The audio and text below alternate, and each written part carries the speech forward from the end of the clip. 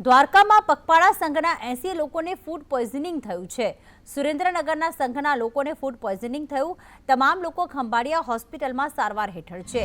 હાલમાં ફાગણી પૂનમનો પર્વ નજીક છે, હોળીનો પર્વ નજીક છે, ત્યારે લોકો જે છે તે દ્વારકા છે, ડાકોર છે, તમામ કૃષ્ણ મંદિરોમાં પગપાળા જતા હોય છે।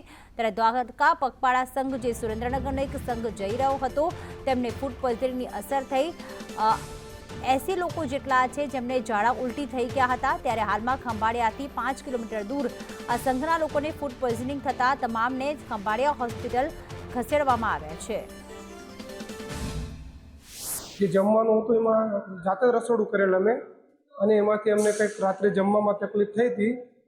પછી અમે 108ને ફોન કરીને રાત્રે લગભગ 12 સાડા 12 વાગે આશરે બોલાવી અને જે લોકોને તકલીફ થઈ હતી ઝાડા ઉલટી આ રીતની એ લોકોને અમે ખંભાળિયા આપણા સિવિલ હોસ્પિટલમાં દાખલ કરે અને ત્યાં સિવિલ હોસ્પિટલમાં વ્યવસ્થિત રીતે અમને સારવાર મળેલ છે। દ્વારકા અત્યારે યાત્રીઓ પગપાળા જાય છે તેમાં એક કેમ્પમાં ખાવામાં પ્રોબ્લેમ આવી જવાને લીધે પબ્લિકને ફૂડ પોઈઝનિંગને લીધે અંદાજે 60 થી 70 લોકોને ઝાડા ઉલટી જેવી કમ્પ્લેનના લીધે અહીંયા હોસ્પિટલમાં આવ્યા હતા।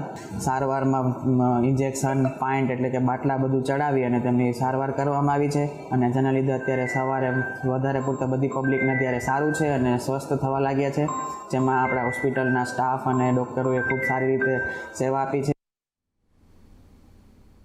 તો તમામ લોકો ખંભાળિયા હોસ્પિટલમાં હાલમાં સારવાર હેઠળ છે।